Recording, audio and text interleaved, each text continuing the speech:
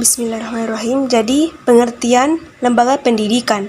Lembaga pendidikan adalah suatu badan yang berusaha mengelola dan menyelenggarakan kegiatan-kegiatan sosial, kebudayaan, keagamaan, penelitian, keterampilan, dan keahlian, yaitu dalam hal pendidikan intelektual, spiritual, serta keahlian keterampilan. Sebagai tempat atau wadah di mana orang-orang berkumpul, bekerja sama secara rasional dan sistematis, terencana, terorganisasi, terpimpin dan terkendali dalam pemanfaatan sumber daya, sarana, prasarana, data, dan lain sebagainya yang digunakan secara efisien, efektif, dan untuk mencapai tujuan pendidikan. Kemudian pengertian lingkungan pendidikan. Lingkungan pendidikan dapat diartikan sebagai faktor-faktor yang berpengaruh terhadap praktek pendidikan baik positif maupun negatif. Lingkungan pendidikan sebagai tempat berlangsungnya proses pendidikan merupakan bagian dari lingkungan sosial. Lingkungan pendidikan sangat dibutuhkan proses pendidikan sebab lingkungan pendidikan tersebut berfungsi menunjang proses belajar mengajar secara nyaman, tertib, dan berkelanjutan. Dengan suasana seperti itu, maka proses pendidikan dapat dilaksanakan. Sekian dari saya. Assalamualaikum warahmatullahi wabarakatuh. Bismillahirrahmanirrahim. Assalamualaikum warahmatullahi wabarakatuh. Saya Khalil Gibran, NIM H02210228, sekaligus sebagai pemateri kedua. Peranan lembaga pendidikan di Indonesia. Secara umum, fungsi lingkungan pendidikan adalah membantu peserta didik dalam interaksi dengan berbagai lingkungan sekitarnya. Yang pertama, pendidikan keluarga. Yang kedua, lembaga pendidikan sekolah. Dan yang ketiga, lembaga pendidikan masyarakat. Yang pertama, lingkungan keluarga.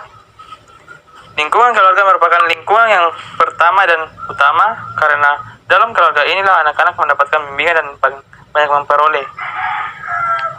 Yang kedua, lingkungan sekolah. Yang dimaksud dengan pendidikan sekolah adalah pendidikan yang diperoleh secara teratur, sistematis, bertingkat, dan dengan mengikut syaraf yang jelas. Yang ketiga, lingkungan masyarakat. Masyarakat diartikan sebagai suatu bentuk tata kehidupan sosial yang tata nilai dan tata budaya sendiri. Pendidikan ini mempunyai ciri-ciri sebagai berikut. A. Pendidikan diselenggarakan di luar sekolah. B. Peserta didik perlu homogen. C. Ada waktu belajar dan metode normal, serta evaluasi yang sistematis. D. Isi pendidikan bersifat praktik dan khusus. Itulah pemaparan materi dari saya. Kurang lebih mohon dimaafkan.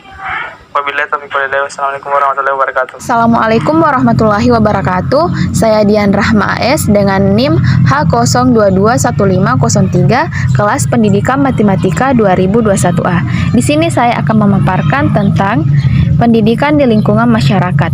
Pendidikan di lingkungan masyarakat adalah pendidikan non formal yang dibedakan dari pendidikan di keluarga dan di sekolah, bertujuan sebagai penambah atau pelengkap pendidikan formal dan informasi dalam rangka mendukung pendidikan sepanjang hayat.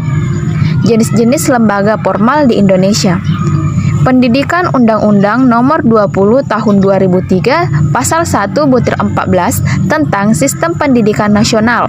Pendidikan anak usia dini atau PAUD adalah suatu upaya pembinaan yang ditujukan bagi anak sejak lahir sampai dengan usia 6 tahun yang dilakukan melalui pemberian rangsangan pendidikan untuk membantu pertumbuhan dan perkembangan jasmani dan rohani agar anak memiliki kesiapan dalam memasuki pendidikan lebih lanjut, pendidikan yang berkelanjutan.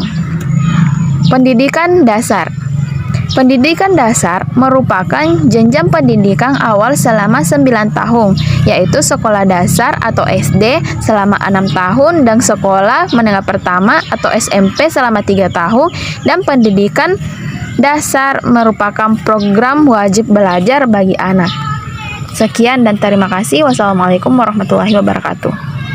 Bismillahirrahmanirrahim. Assalamualaikum warahmatullahi wabarakatuh. Perkenalkan, nama saya Ade Asma dengan NIM H02213003.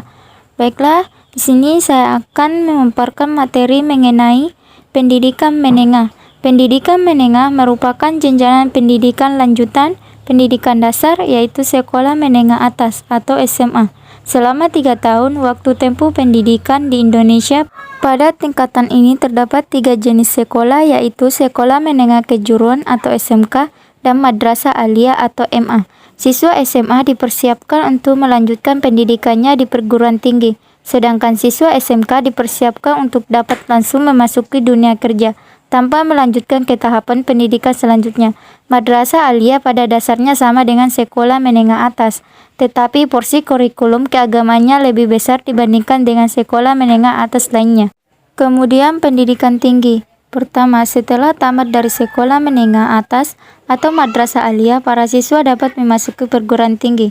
Pendidikan tinggi di Indonesia dibagi dalam 2 kategori, yakni negeri dan swasta. Kedua-duanya dipandu oleh Kementerian Pendidikan Nasional. Terdapat beberapa jenis lembaga pendidikan tinggi, misalnya universitas, sekolah tinggi, institusi akademik, dan politeknik. 2. Ada beberapa tingkatan gelar yang dapat diraih di pendidikan tinggi, yaitu Diploma 3 atau D3, Diploma 4 atau D4, Strata 1 atau S1, Strata 2 atau S2, dan Strata 3 atau S3. Itulah tadi materi yang saya paparkan. Sekian dan terima kasih. Wassalamualaikum warahmatullahi wabarakatuh. Assalamualaikum warahmatullahi wabarakatuh. Perkenalkan, nama saya Nurmaya, NIM H02210003. Saya akan melanjutkan penjelasan dari materi lembaga pendidikan. Peran lingkungan sekolah. Sekolah merupakan lingkungan pendidikan formal sekaligus membentuk kepribadian anak didik yang tujuannya untuk mencapai 3 faktor, yaitu aspek kognitif, efektif, dan psikomotorik. Peranan lingkungan masyarakat itu antara lain menciptakan suasana yang dapat menunjang pelaksanaan pendidikan nasional, ikut menyelenggarakan pendidikan non-pemerintah atau swasta, dan yang lainnya. Tripusat pendidikan atau keluarga sekolah masyarakat saling berhubungan dan berpengaruh. Keterkaitan ketiga pusat pendidikan, yaitu keluarga, sekolah, dan masyarakat, masing-masing memiliki fungsi tersendiri dengan satu tujuan, yaitu menolong pertumbuhan dan perkembangan peserta didik secara optimal. Untuk mencapai tujuan pendidikan, yaitu menjadikan manusia yang seutuhnya berjati diri, memiliki integritas dan martabat. Sekian dari saya. Assalamualaikum warahmatullahi wabarakatuh.